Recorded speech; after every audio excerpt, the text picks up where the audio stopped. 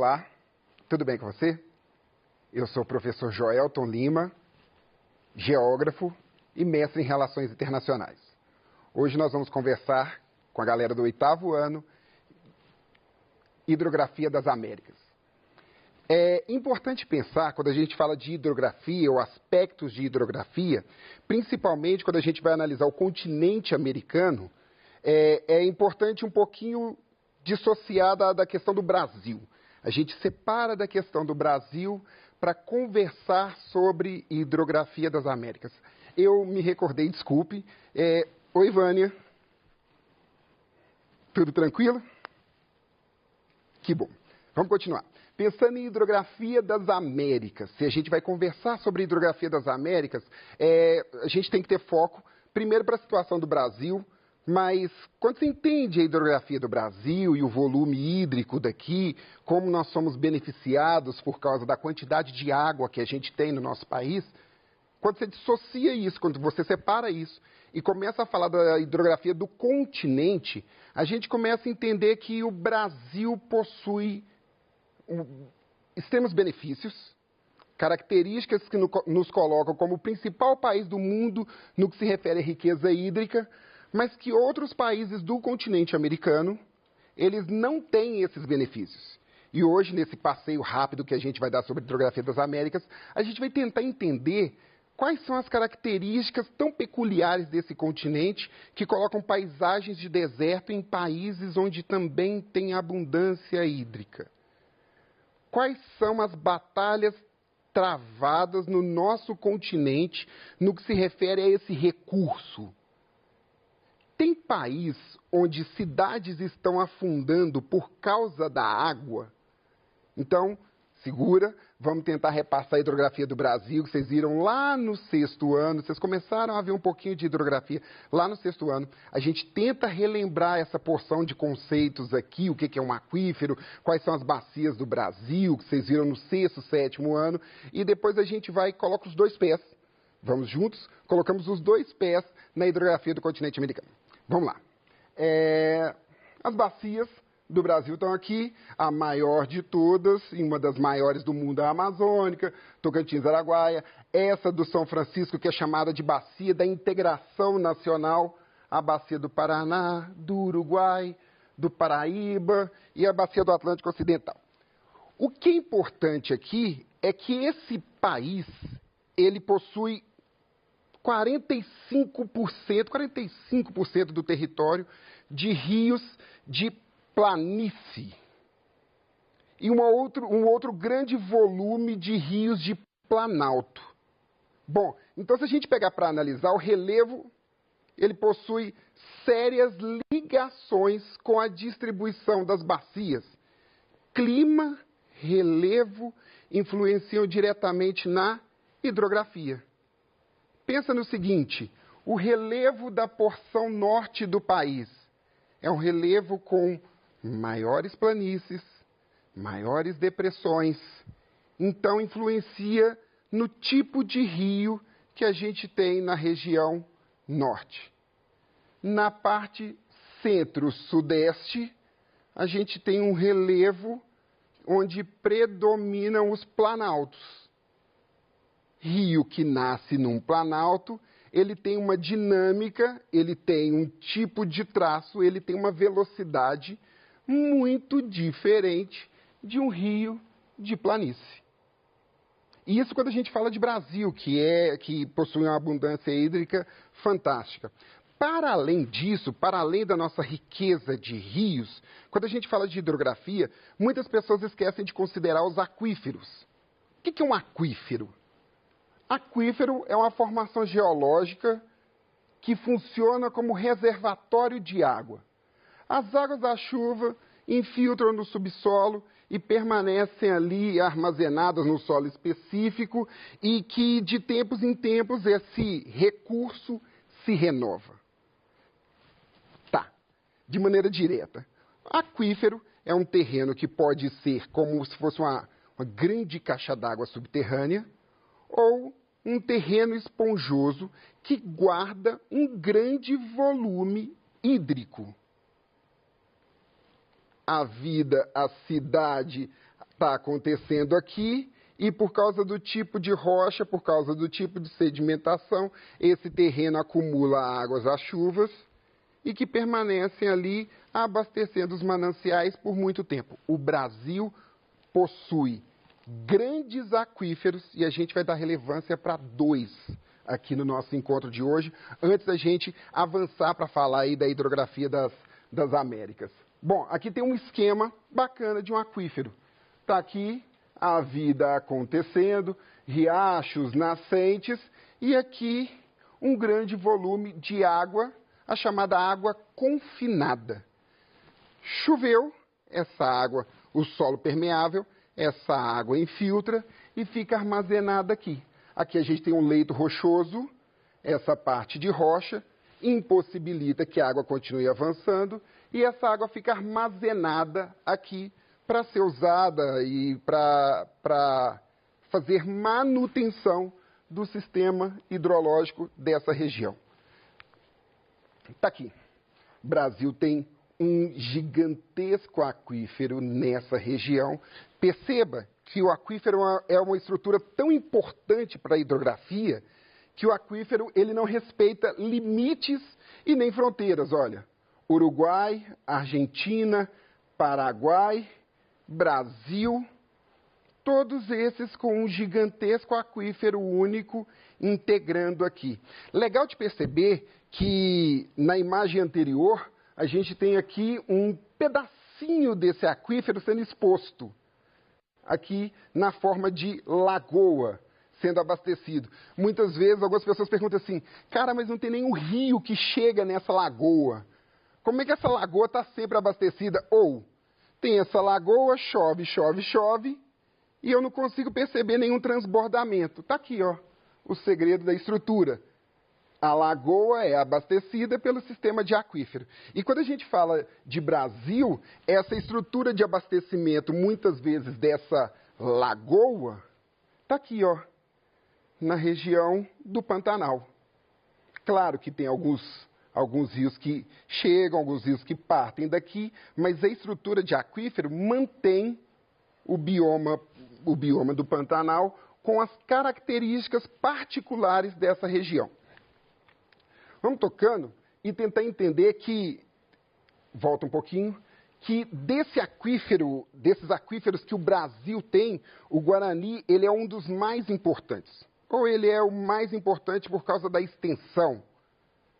Maior que muitos países da Europa, maior que muitos países da América e mantém a estrutura de vida ali. Bom, você já deve ter ouvido muito de Brasil, você já deve falar de Brasil e deve pensar que a situação hídrica aqui ela é a mesma situação para outros países, como Bolívia, Paraguai, Uruguai, Argentina, Panamá, México, e não é. A hidrografia da América é tão importante que muitas vezes, em muitas situações, geram problemas geopolíticos.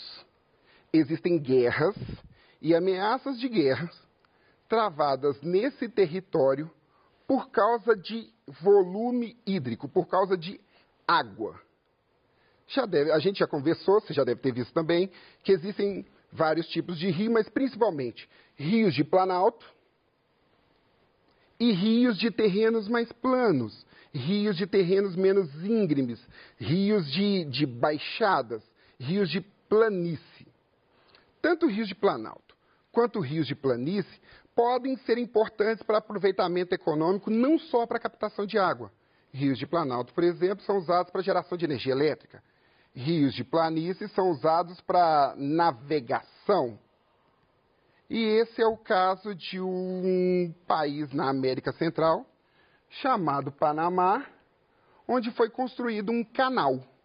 Você já deve ter ouvido dizer do Canal do Panamá. Sim, custeado pelos Estados Unidos, pensa na parte central da América, naquele estreito, onde seria possível uma comunicação, uma passagem do Oceano Atlântico para o Oceano Pacífico, sem precisar de dar a volta. Imagina que uma carga que parte, por exemplo, de Nova York, ela tenha que chegar do outro lado dos Estados Unidos e de barco seja muito mais barato do que cortar o território americano-estadunidense, o território estadunidense inteiro.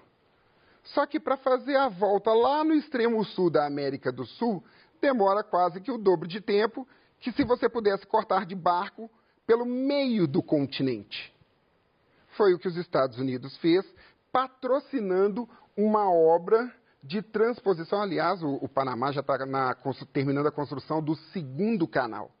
O que acontece é que os Estados Unidos patrocinou e durante muito tempo os Estados Unidos foi acusado de ser imperialista para com o Panamá, porque o Panamá era um país extremamente pobre e os Estados Unidos, custeando por pura bondade a obra de construção desse canal, dominava política e economicamente o território do Panamá. Canal construído, esse canal já está em utilidade aí, já está sendo utilizado há décadas, já estão construindo um segundo canal porque o tipo de transporte ou volume de mercadorias cresceu tanto que hoje o canal é inviável. Então eles estão construindo um segundo canal, estão cortando mais ainda o território do Panamá ao meio e para fazer essa comunicação. Oceano Atlântico e Oceano Pacífico. Existe uma diferença no nível dos oceanos, o que faz com que essa construção do canal... mas parece ser simples resolver o problema hidrográfico. O Panamá tem alguns planaltos, você corta aquilo, deixa os oceanos comunicarem. O Atlântico comunicar com o Pacífico. Existe uma diferença de nível entre Atlântico e Pacífico e para que essa diferença seja vencida e essa diferença de relevo seja vencida, montam um sistema de reclusas e os barcos eles entram num elevador hídrico, passam para o outro lado e eles são baixados no nível do oceano. Então, esse canal, ele representou durante um tempo um problema sério geopolítico na região do Panamá. O Panamá está aqui, mais ou menos aqui. E o canal, ele corta essa região. Se a gente pensar na hidrografia do continente americano, pelo menos na parte sul do continente americano, falei um pouco da parte central, falar um pouquinho da parte sul. Pensa no seguinte, aqui, do extremo sul da América do Sul, até o norte da América do Sul, a gente tem um alinhamento montanhoso. A gente tem a Cordilheira dos Andes, que é muito importante para a hidrografia dessa região. Por quê? A Cordilheira dos Andes, com mais de 5.000 metros de altura, ela tem nos seus picos as chamadas neves eternas. Alguns rios, importantes rios da América do Sul, eles são formados pelo degelo dessas neves nos picos. O nosso rio Amazonas, por exemplo, ele, em parte, é formado pelo degelo das neves da Cordilheira dos Andes. Então, no caso do nosso rio Amazonas, nasce por aqui e desce aqui, nesse sentido. Países, por exemplo, como o Chile, têm o grande volume d'água vindo de degelo dos rios que nascem ali nos picos das neves da Cordilheira dos Andes. É interessante perceber como esse relevo ele impacta na distribuição hídrica no continente americano. E aí a gente diz, relevo, clima, resulta numa hidrografia. Mas pensando por aí, dá uma olhada nesse esquema aqui e tenta perceber o que acontece com os grandes rios desse conjunto. Rios e lagos nesse território. Qual que é o país que está mais cortado por um volume grande de rios? Deu para perceber? Para além disso, mas tudo bem, um país consegue viver com um volume de pequenos rios. Por exemplo, o Chile sobrevive muito bem com o volume de pequenos rios. Tranquilo. Mas e a Bolívia? Que não é banhada pelo mar e que não tem grandes rios cortando. A situação da Bolívia é muito interessante quando você começa a tentar entender o que a hidrografia da Bolívia causa no povo boliviano no que se refere ao apreço pela água, ao respeito pela água. Não sei se você gosta da Bolívia, ou se vocês querem um dia ir à Bolívia, vá. Vá, porque é muito legal. Bolívia é um país impressionante. Já fui e toda vez que tenho oportunidade, que eu tiver oportunidade, eu volto. Estava sentado um dia em Cochabamba, tem um Cristo em Cochabamba, Cristo da Concórdia. Sentado lá, e uma estudante universitária, que era minha guia, ela veio perguntar por que a gente no Brasil, a gente dava tão pouco valor à água. E eu olhando a paisagem, o Cristo da Concórdia fica no alto, assim, e dá para ver a cordilheira e tal, dá para ver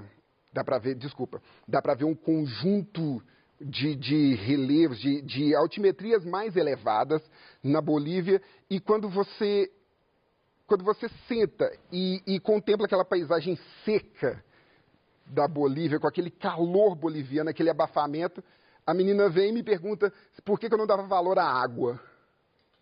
E eu, conversando com ela no meu portunhol, disse, não, a gente dá valor à água. Ela falou, não, vocês não dão, não. Você já ouviu falar na Guerra da Água de Cochabamba? E eu nem sabia que nos anos 2000, Cochabamba tinha passado por um processo de guerra pela água. E aí, essa guerra ou essa revolta pela água na Bolívia é um fenômeno muito interessante que, infelizmente, não dá tempo da gente falar aqui. É um processo histórico de privatização dos recursos hídricos na Bolívia. E é muito legal quando você consegue entender que água é um bem de todos. O governo boliviano cometeu equívocos de privatizar essa água. E o povo ficou sem água. E por causa desses problemas hidrográficos bolivianos, por causa da ingerência do povo, por causa da ingerência do governo, o povo se juntou e começou a partilhar água na rua. Enquanto o povo lutava com o exército boliviano pela água, o governo endurecia as medidas, marcou reuniões e, de repente, prenderam os líderes dessa revolta. Então, a pererra pela água é algo interessante e que vale muito parar para dar uma olhada nesse momento histórico. Essa charge aqui, ela conta um pouco disso. Milhares de pessoas e aqui os indiferentes proprietários agora desse recurso na Bolívia. Uma última situação que é muito legal apontar nesse vasto conteúdo de hidrografia é a situação do território mexicano. Se você não viu, dá uma lida. É muito legal de tentar entender por que a Cidade do México, se você não esteve na Cidade do México ainda, vá. É muito legal. Porque de repente você está andando na rua e aí tem um degrau de calçada de 2,5 metros. Tem um prédio que o apartamento era de 2º andar e de repente o apartamento virou de térreo. Prédios inteiros afundando por causa dessa estrutura. O México ele não tem grandes rios. O México ele não tem grandes bacias hidrográficas. E toda a água no México ela é captada por um sistema de aquíferos. Eles puxam a água do subsolo e por causa disso, por causa do tipo de terreno, a Cidade do México vem afundando. Estão tirando a sustentação hídrica da rocha calcária e parte da Cidade do México vai afundando. Tem um livro que eu queria indicar que é muito legal. Chama Água. Só Água. Uso, Origem e Conservação. Eu espero que você esteja se cuidando. Eu espero que você tenha entendido. Tem partes desse conteúdo aqui que vale muito a pena, como a batalha pela água da Bolívia, como a situação da Cidade do México no que se refere à água, ou estados que privatizaram o consumo hídrico e depois tiveram que voltar. É muito legal a questão da água no continente americano. Espero que vocês tenham entendido, espero que vocês pesquisem mais, estudem, fiquem bem, fiquem em paz. Até!